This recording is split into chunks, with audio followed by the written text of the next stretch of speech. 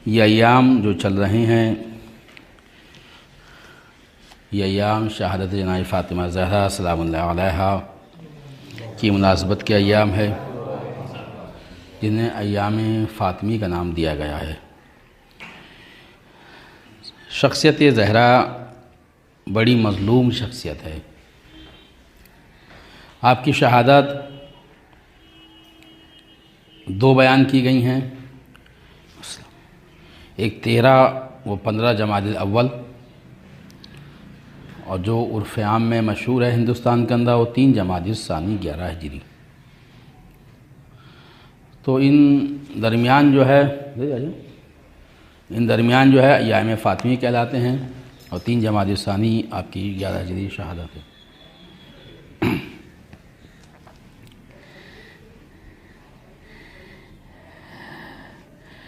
रसूल अकरम सल्लल्लाहु अलैहि वसल्लम का इरशाद है,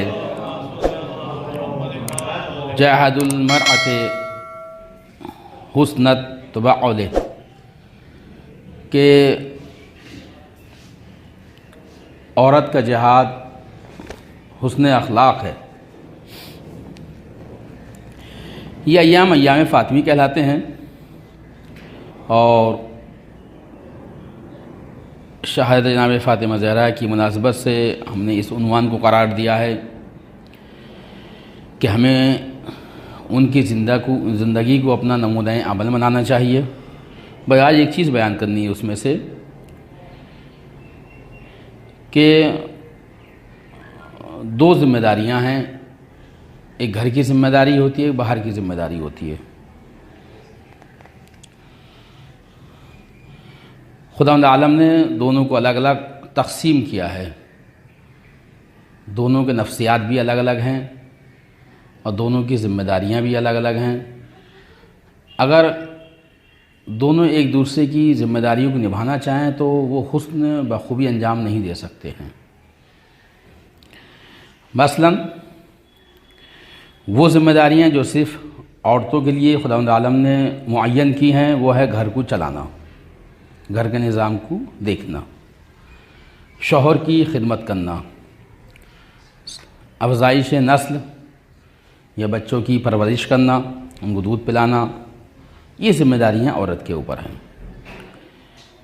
जो ज़िम्मेदारी खुदावंद आलम ने मर्दों के ऊपर डाली हैं, वो घर की ज़रूरियात को हलाल तरीक़े से मेहनत से कमाना, और बच्चों की परवरिश के लिए जो ज़रूरियात ज़िंदगी हैं उनको मुहैया करना, और समाजी व सियासी मैदान में आगे बढ़ना, जिहाद करना मसला जिसके अंदर शामिल है। ये ज़िम्मेदारियाँ औरत को, ये ज़िम्मेदारियाँ मर्द के ऊपर डाली गई हैं जो खुदा ने कहा।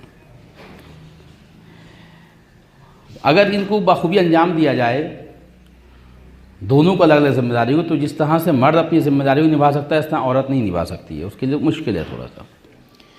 और जिस तरह से औरत जो ज़िम्मेदारियाँ उसको घर की परवरिश की, बच्चों की परवरिश, घर का चलाना, शौहर की खिदमत करना, जो ज़िम्मेदारियाँ औरत पे डाली गई वो अगर मर्द के हवाले किया तो शायद अंजाम बेहतर तरीके से ना दे सके।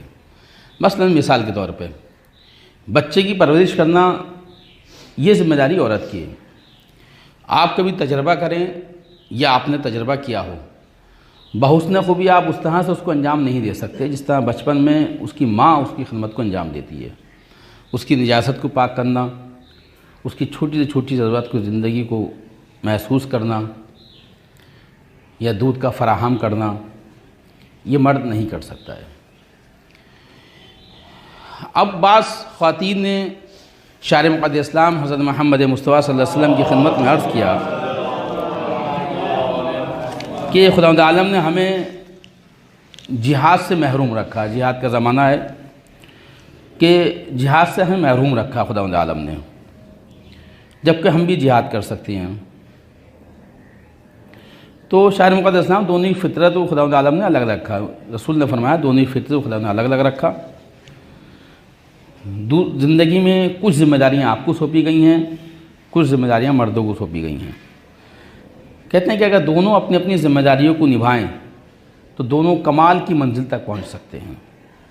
मर्द भी कमाल की मंजिल तक पहुंच सकता है, औरत भी कमाल की मंजिल तक पहुंच सकता है अगर दोनों अपनी ज़िम्मेदारियों को निभाएं। शायर मुक़द्दस इस्लाम ने कहा तुम्हारी ज़िम्मेदारी ये है कि तुम घर के बच्चों की परवरिश करो, शौहर की खिदमत करो और घर को अपने निज़ाम को चलाओ, परवान चढ़ाओ, बच्चों की नस्ल अफसाइश करो, तो तुम्हें वही सवाब मिलेगा जो मर्दों को जिहाद करने के बाद मिलता है। शायर मुक़द्दस इस्लाम ने कहा है चूँकि मर्दों को इतनी ज़हमत, मशक्क़त, खून बहाते हैं और तलवार के ज़ख्म खाते हैं, उसके बावजूद भी ये यकीन नहीं है कि मसलन वो जिहाद की मंजिल को या जिहाद के साहब को यानी शहादत की मंजिल उन्होंने पा लिया है।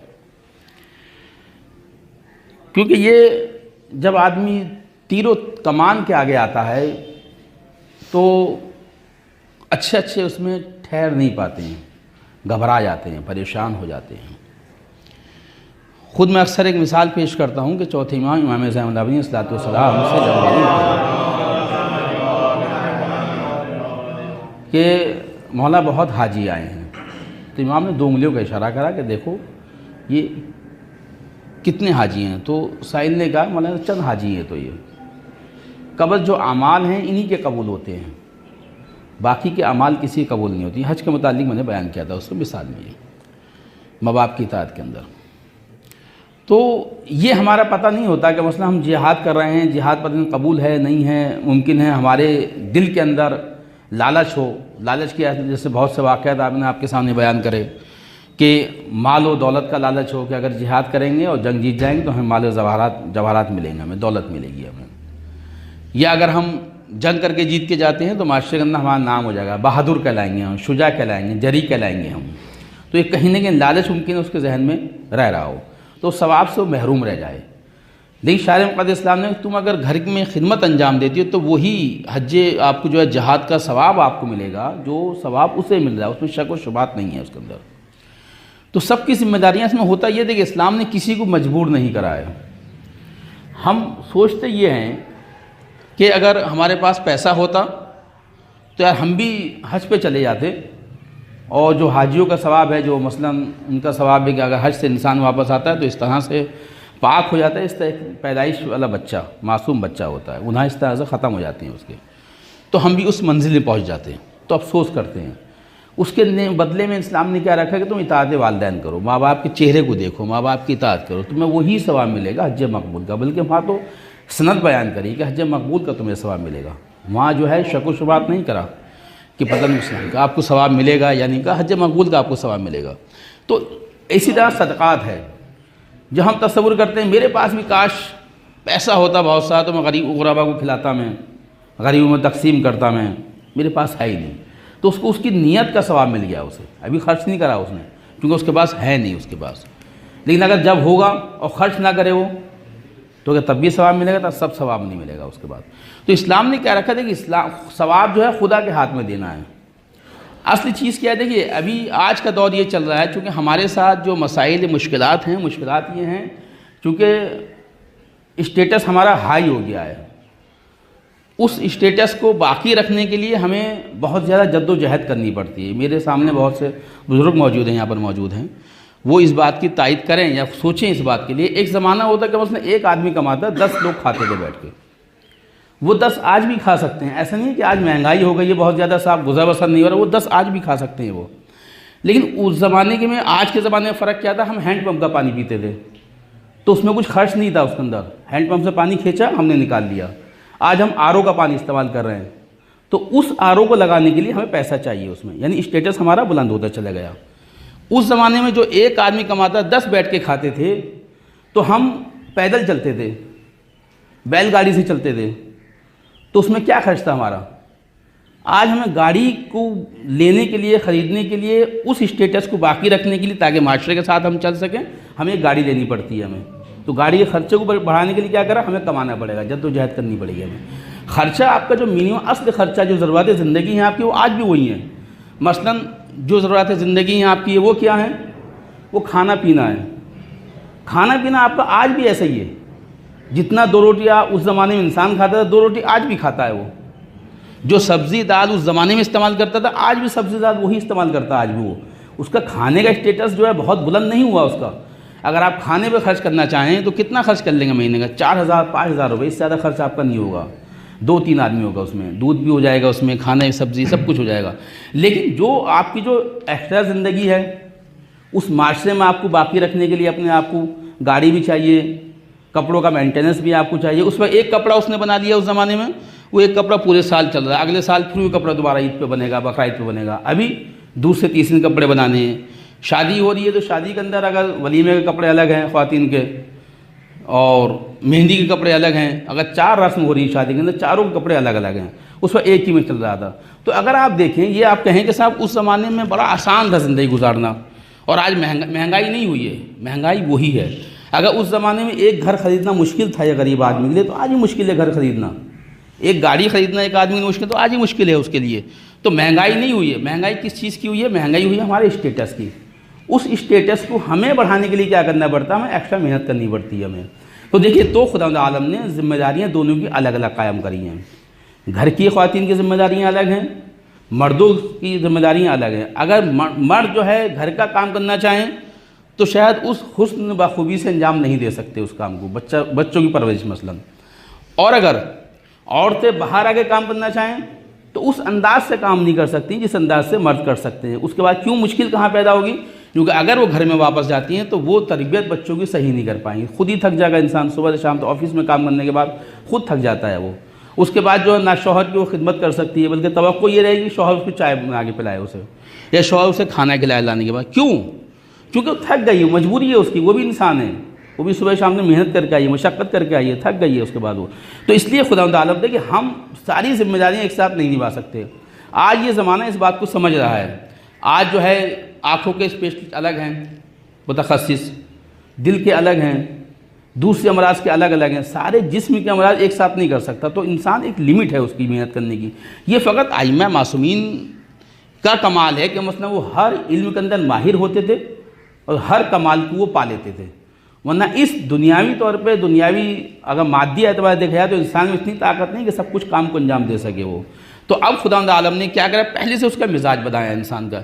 जब भी इंसान ने खुदावंद आलम के निज़ाम में गड़बड़ करने की कोशिश करी है तो उसे वो मुश्किलात का सामना करना पड़ा है। आज वो मुश्किलात का सामना ये हो गया कि हम खुद उसी दलदल में फंसते चले जाए। इस तरह से एक आप मिसाल देखिए कि अगर एक दफ़ा इंसान लोन ले लेता है किसी बैंक का, तो उसके बाद वो बस फंसता चला जाता है। उसके बाद ऐसे एक चक्र चलता है उसके बाद वो कि वो ऑटोमेटिक फंसता चला जाता है वो, और जब तक नहीं ले रहा हो तो ऐश के साथ ज़िंदगी गुजार रहा है अपनी वो, तो खुद हम उस जाल में फंसते हैं हम। तो बस आज का मेरा मौजू यही है कि खुदावंद आलम ने जनाब फातिमा सलामुल्लाह अलैहा के ज़रिए उनको हमारे नमूना अमल बनाया है, और ज़िम्मेदारियाँ जो ख़वातीन की घर पे अगर रखी हैं तो अगर उसको अंजाम दिया जाए तो बखूबी वो अंजाम दे सकती हैं। उसके बाद मज़लूमियत जनाब फातिमा ज़हरा इस कदर है कि 35 साल जो है चौथे इमाम ने गिरिया करा, जनाब नूह ने गिरिया करा, और उसी बुनियाद पर नूह कराया। सबसे ज़्यादा रोने वाली जनाब फातिमा ज़हरा। उसकी वजह यह है कि रबीउल अव्वल में शार मुक़द्दस इस्लाम हज़रत मोहम्मद मुस्तफ़ा सल्लल्लाहु अलैहि वसल्लम का जैसे इंतकाल हुआ तो दरवाज़े पे आग और लकड़ियाँ जमा कर दी गई। 3 रबीउल अव्वल को, एक रबीउल अव्वल को जो है 28 सफ़र को जो है शार मुक़द्दस इस्लाम का इंतकाल है, शहादत है, और 3 रबीउल अव्वल को 11 हिजरी में ही आग और लकड़ियाँ जमा की गई हैं। ज़हरा ने बैन किया है कि इसमें हसन और हुसैन भी रहते हैं, लेकिन उसी घर को जला दिया गया। अभी जो है 3 दिन 4 दिन के अंदर कफन मैला भी नहीं होता है। तो इमाम कहते हैं, चौथे इमाम छठे इमाम इस्लाम बयान करते हैं कि रुए ज़मीन पर 5 शख्सियतें ऐसी हैं जिनकी मिसाल क़यामत तक नहीं मिल सकती है। रोने के इमाम जनाब आदम, जनाब यूसुफ़, जनाब याकूब और जनाब सज्जाद और जनाब फातिमा सलामुल्लाह अलैहा।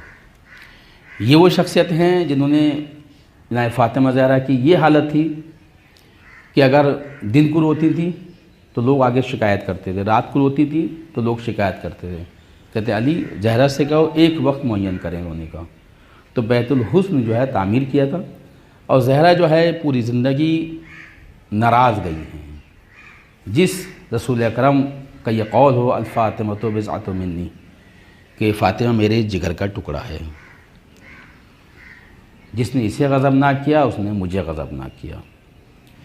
पूरी ज़िंदगी की शार मुक़द्दस इस्लाम ने ज़मानत ली है। ये वो रसूल कह रहा है जिसके लिए कुरान मजीद में ख़ुद इरशाद है यूहा इलैया, कि रसूल बग़ैर वही के बोलता ही नहीं है।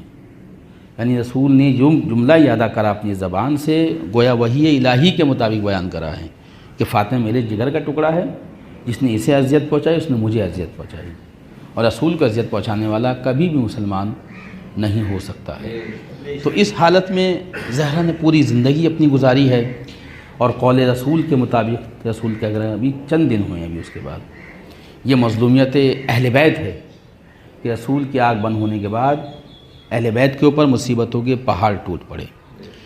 बस इसी मुनासिबत से हम अय्याम फ़ातिमी में जनाब फ़ातिमा ज़हरा सलामुल्लाह की शहादत की मुनासिबत से इमाम ज़माना अस्सलातु वस्सलाम की खिदमत में तमाम मुहिब्बान अहले बैत की तरफ से ताज़ियत पेश करते हैं, और हम उम्मीद करते हैं कि खुदावंद आलम जल्द जल्द ज़हूर इमाम फरमाए ताकि इंतकाम ज़हरा जल्द जल्द अदा हो जाए।